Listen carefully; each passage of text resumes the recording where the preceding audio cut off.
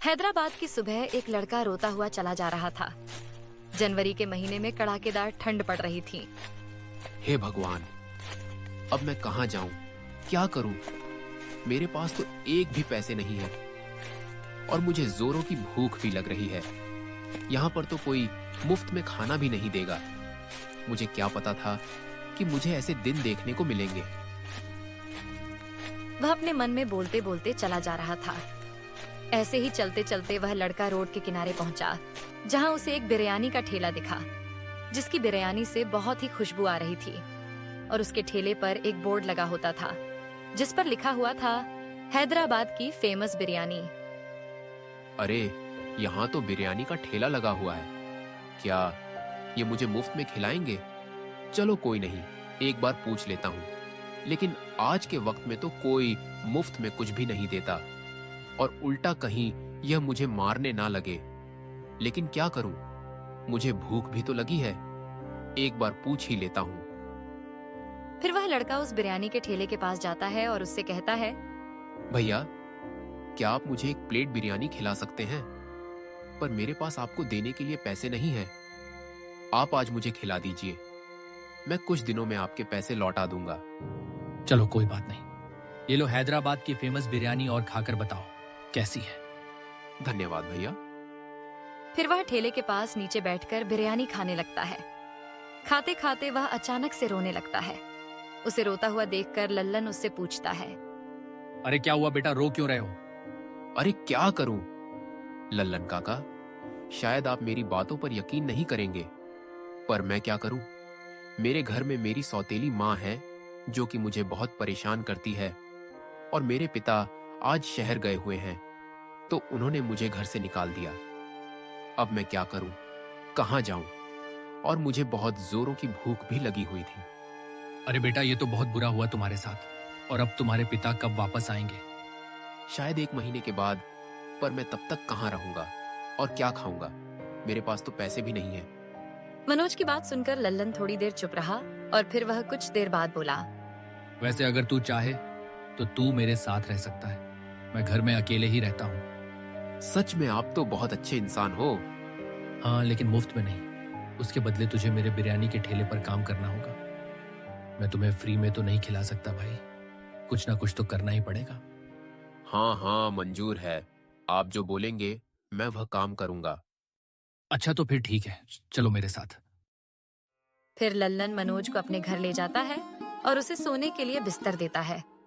मनोज खुश हो जाता है और वह अपने मन में सोचता है कि चलो, रहने के लिए छत तो मिली। अगले दिन वह लल्लन के साथ ठेला लेकर बाजार पहुंचता है और बाजार जाकर लल्लन मनोज से बोलता है, देखो मेरी बात ध्यान से सुनो। तुम्हें यह ध्यान रखना है कि ठेले पर आया हुआ ग्राहक क्या मांग रहा है। इतने में ही लल्लन के ठेले पर गांव का एक आदमी आता है और वह लल्लन से कहता है, अरे भाई, जल्दी से मुझे एक प्लेट बिरयानी लगा दो। हाँ हाँ भाई, अभी देता हूँ।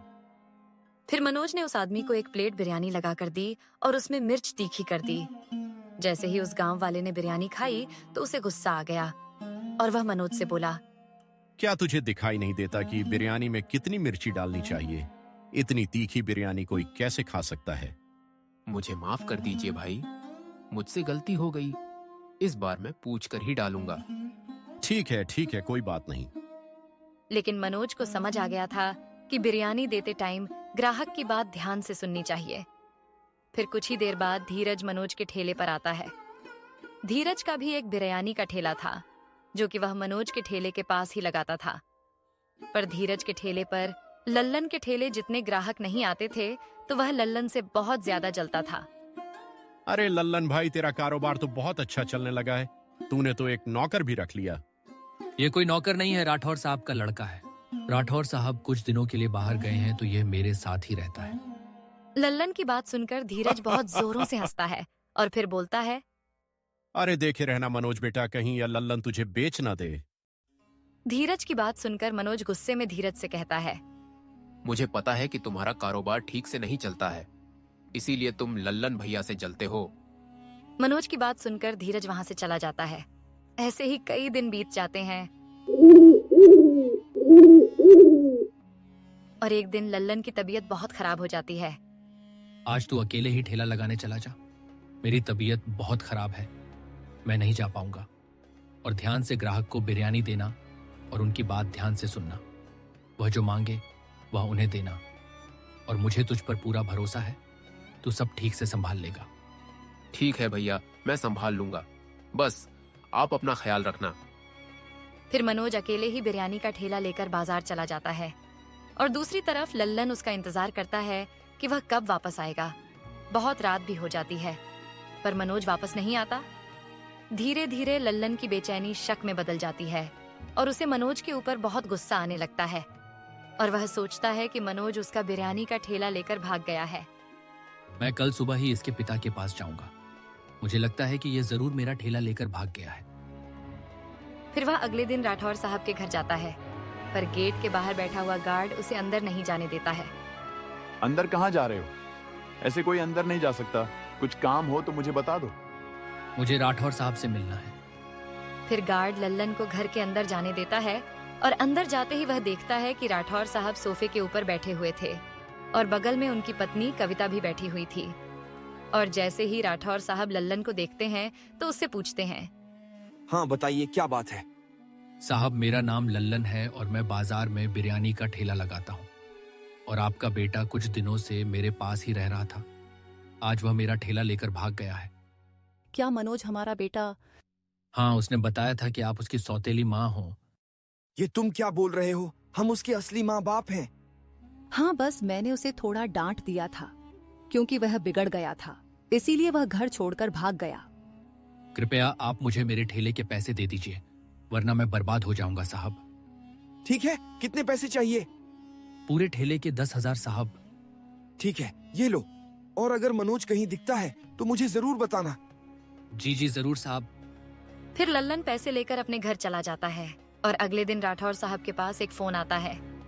हमने तेरे बेटे को किडनैप कर लिया है। चुपचाप 50 लाख रुपए लेकर पुरानी हवेली के पास आ जा। उस किडनैपर की बात सुनकर राठौर साहब घबराते हुए बोले, क्या क्या किडनैप? कौन बोल रहे हो? मेरा मनोज ठीक तो है ना? हम पैसे लेकर आ रहे हैं, कृपया उसे कुछ मत करना। फिर राठौर यह बात कविता को बताते हैं। कविता और राठौर दोनों हैरान और डरे हुए थे और वह दोनों उसी वक्त अपनी गाड़ी से उस बिरयानी वाले के पास जाते हैं और उसे सारी बात बताते हैं। क्या क्या सब किडनैप? ऐसा कैसे हो सकता है साहब? अगर तुम्हें मनोज के बारे में कुछ भी पता हो तो कृपया हमें बता दो। मैं कुछ नहीं जानता हूँ कि आपका बेटा कहाँ है। फिर वह तीनों पुरानी हवेली के पास पैसे लेकर जाते हैं। तुरंत ही एक आदमी पैसे लेने के लिए आता है जो कि आधा मुंह काले कपड़े से ढके हुए था। ये लो पैसे। और मेरा बेटा कहाँ है? किडनैपर जैसे ही पैसे ले लेता है तुरंत मनोज हवेली से बाहर निकल कर आता है और जैसे ही वह किडनैपर पैसे लेकर भागने लगता है कुछ ही देर में पुलिस भी वहां आ जाती है। मुझे माफ करना कविता, मैंने यह आने से पहले ही पुलिस को फोन कर दिया था। कोई बात नहीं जी। फिर पुलिस किडनैपर को पकड़कर ले जाती है और राठौर साहब के पैसे भी उन्हें वापस मिल जाते हैं। फिर वह चारों वापस अपने घर चले जाते हैं।